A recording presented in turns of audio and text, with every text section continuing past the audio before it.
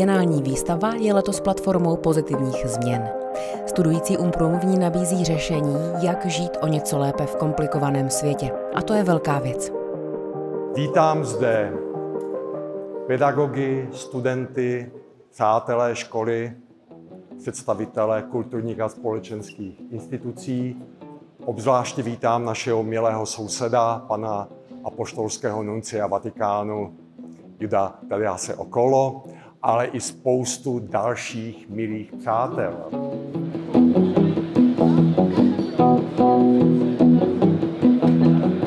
Koncepce té výstavy je docela hodně jednoduchá. My jsme dostali zadání od školy udělat výběr toho v uvozovkách nejlepšího nebo nejzajímavějšího za poslední 2 roky, co se na Umprumce vytvořilo v rámci semestrálních projektů nebo diplomek, bakalářek a obecně veškerých odevzdávek studentských. My jsme nechtěli dělat jednoduchý best of, nechtěli jsme vystavovat díla, co mají hodně cen a jsou hodně známý, ale naopak jsme se snažili najít takový projekty, které nám přišly, že jsou dodělaný, že to zadání, které si ti autoři sami sobě připravili, tak byli schopní naplnit.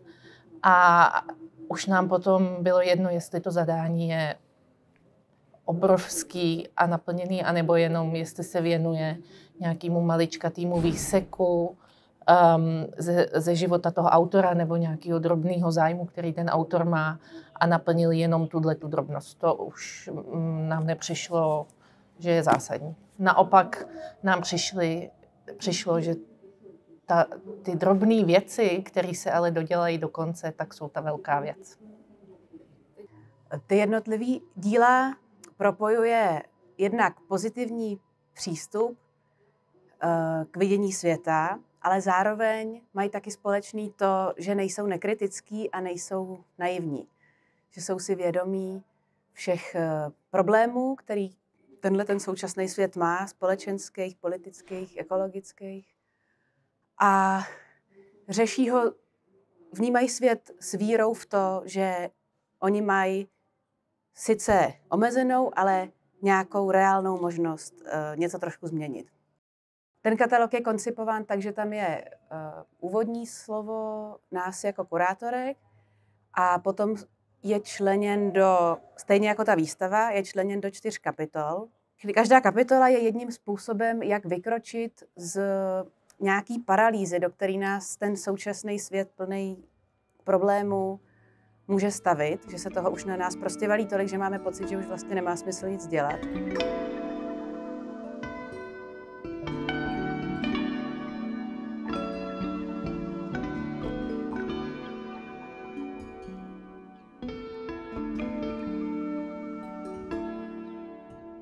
Samozřejmě to téma je poměrně široké, takže bylo potřeba se na to nějakým způsobem napojit, vybrat si nějaký určitý dílek z toho tématu.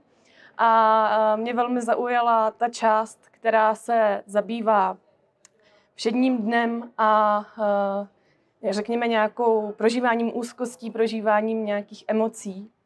A už delší dobu jsem si pohrávala v hlavě s tématem hororu vákuji, tedy strachu z prázdnoty. Z toho, jak tento pocit můžeme prožívat nejenom ve spojitosti s uměním výtvarným, ale také ve svých životech, jakým způsobem je zaplňujeme, nebo zdali je dokážeme ponechat trošku prázdnější, nechat je trochu dýchat. A spojila jsem si toto téma s filmem Wima Wenderse Nebe nad Berlínem, kde se ocitáme na obou stranách berlínské zdi, protože film vznikal ještě před pádem zdi, a s veřejným prostorem, který je vlastně právě takovým polem soubojů mezi čistotou, minimalismem a vlastně nějakými vágními terény, grafity, pole, na kterém se odehrávají naše každodenní životy. Můj text s názvem Zaplnit prázdno a myslíte to uvnitř nebo vně je spojený s částí výstavy s podtitulem Pečlivě naslouchat. Takže i to vlastně v textu potom najdete v jeho závěru. Jak důležité je, abychom si na denní bázi byli schopni naslouchat a jak se vlastně tahle schopnost také promítá do výtvarného umění a ve výsledku tedy i do veřejného prostoru, o kterém text vypráví.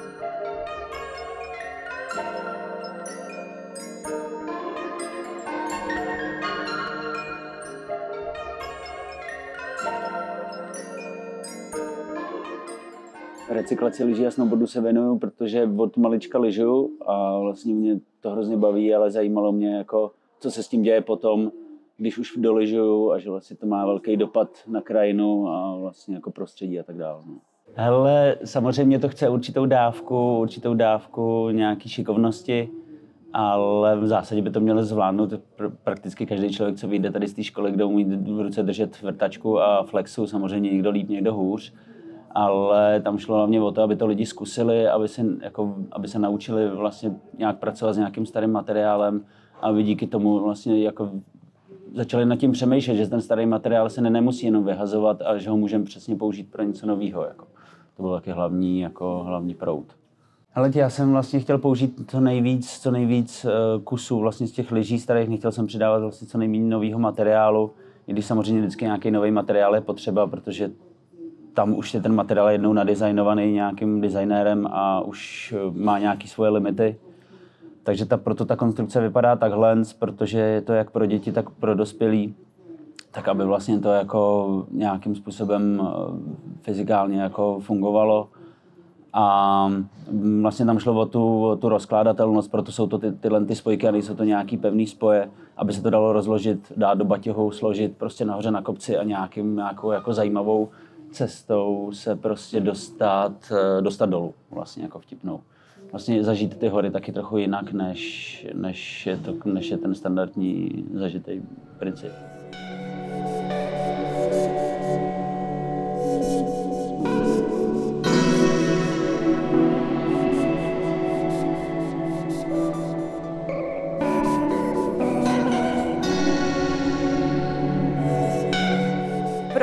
Ktorý je tu vystavený za platformu Micelab.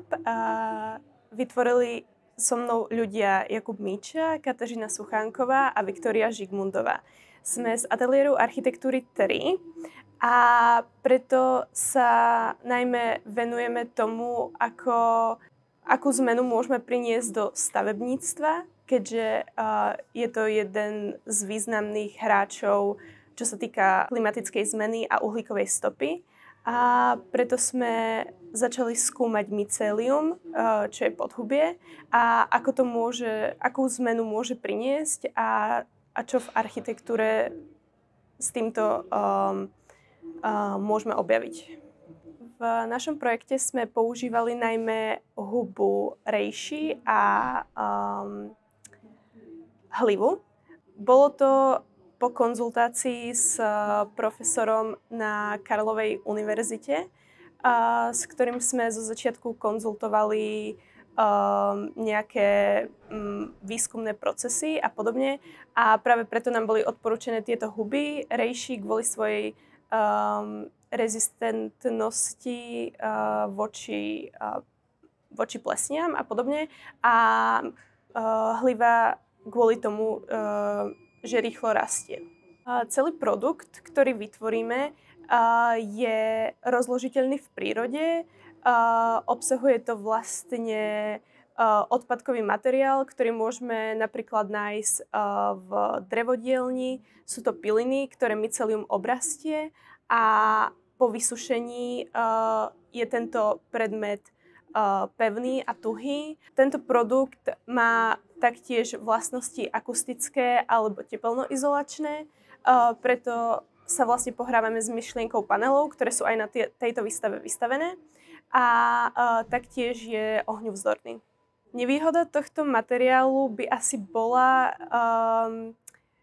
že si vyžaduje veľkú sterilizáciu a opatrnosť pri procese rastu, keďže je to huba a je tam veľká možnosť, že sa môže infikovať nejakými baktériami. Takže ten proces musí byť čistý, musíme byť veľmi opatrní a niekedy sa nemusí podariť tak, ako očakávame.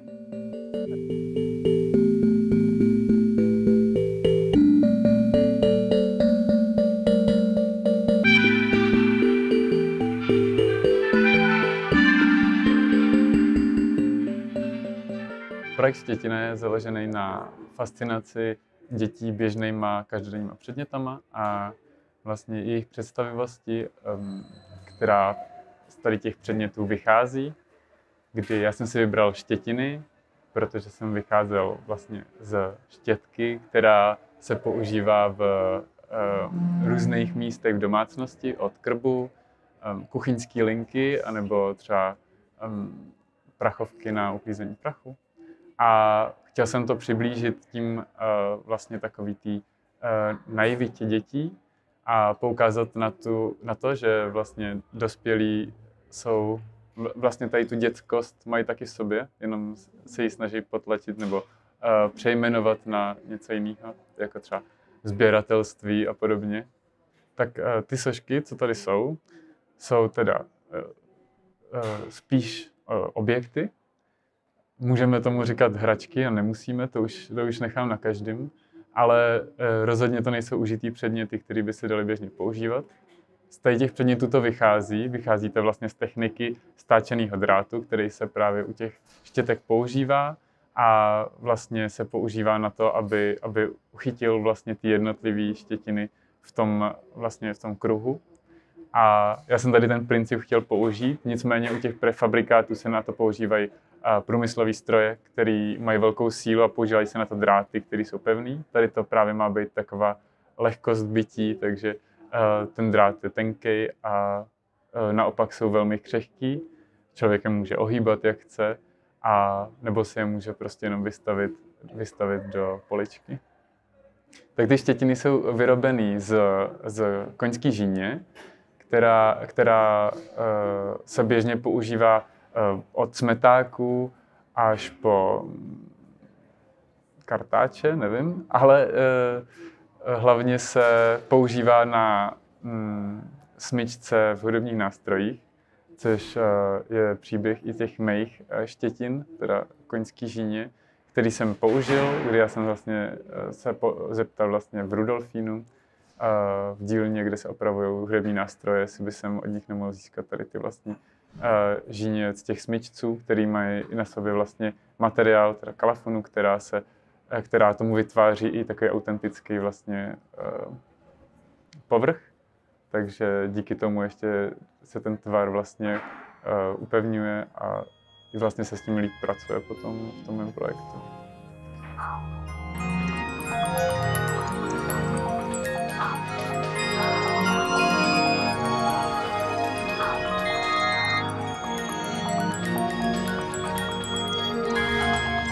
Co se týče metaforického oděvu, vychází to z mé touhy zdokumentovat moji podobiznu, ale v jiném médiu, než jsem zvyklá já. Ne v malbě, kresbě, ale chtěla jsem si vyzkoušet něco, s čím jsem neměla moc velkou zkušenost, což je móda, oděv, celková kultura našeho světa, ale vestimentárního. Takže jsem se rozhodla, že to zkusím nejdřív vůbec najít, co by mohl být materiálem toho mého oděvu, a uvědomila jsem si, že jako podobizna asi bych měla vycházet z mých zkušeností a z metafor, které provází můj život. Hodně jsem vycházela z mých starých deníkových zápisků, ve kterých popisuje své zkušenosti jako imigrantka v České republice. Když mi bylo 14 let, já jsem si uvědomila poprvé, jak jsem jiná než lidi na české základní škole. Vycházelo to samozřejmě z toho fyzického vzhledu, taky vycházelo to z mých hodnot, takže jsem se snažila hodně potlačit moji gruzínskou část a chtěla jsem se integrovat do společnosti jako na 100% jako Češka, ale nešlo to. Čím víc jsem to potlačovala, tím víc moje hodnoty vycházely na povrch a uvědomila jsem si, že moji kulturu nejvíce vnímám, když jsem mimo ní. Když nejsem v Gruzii, já jsem v České republice, tak se víc ukazuje ta moje gruzínská část. Tak z toho vychází vlastně tento oděv. Má 2 části, má 2 projekce. Má tu část českou, ve které jsou moje české zápisky ze středních škol, z Gimplu, dokonce z vysoké školy, ještě ty aktuální zápisky. Jsou tam například také je tam timeline mých cest z Česka do Gruzie, takže passport stamps, abych to takhle řekla. V gruzínské části je hodně gruzínské mytologie, která mě vždycky provázela, když jsem byla malá. Z ní jsem také vycházela, abych nestratila ty moje gruzínské hodnoty, protože jsem odtamtud odjela, když mi bylo vlastně 11, to jsem byla ještě malá. Takže všechny ty pohádky, které mi vyprávěla babička, nebo všechny ty básně, na kterých se buduje ta gruzínská identita toho dítěte ve škole, tak hodně takových elementů je v té gruzínské části té projekce. A v české části můžu taky upozornit na klembu, která tam je ilustrovaná. A to je tím, že pro mě Praha právě ten prach, jako přechod z jednoho bytí do druhého. Proto tam je třeba ta klemba, je tam taky citát o tom, že Praha nemá své jméno jen tak, že to je prostě jistá mezi dvěma světy.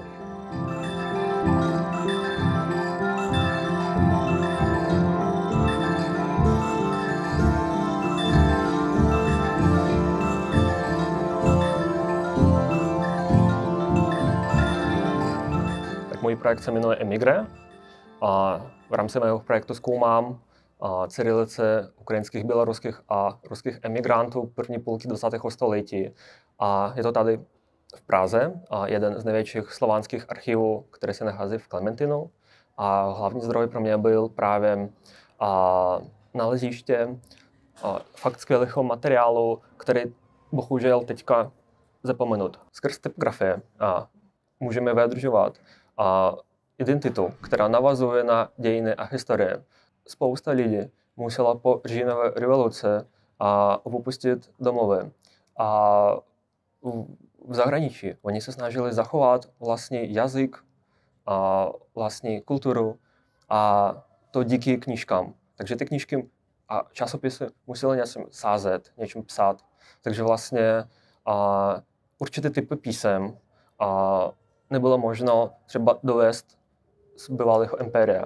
A právě tady ty imigranti museli najít způsob, jak ty písma vytvářet. Takže jsem našel i nějaké časopisy, třeba ukrajinský časopis Holostábora, který byl úplně psaný rukou, což je úplně pro mě mám velkou fascinaci z toho, jak vlastně lidi se snažili i rukou napsat to, co pro nich důležité. V každém písmu se snažím nějakým způsobem interpretovat tu minulost, ale posunout i do současnosti. Takže celkový výstup je noviny, které nasázeny právě těma písmama, kde ukazují i ten samotný proces toho vzniku i mého výzkumu. Takže jako první část novin se skladá z takového ponoření do dějin, a druhá část je rozbor písma a typografie v kontextu té doby.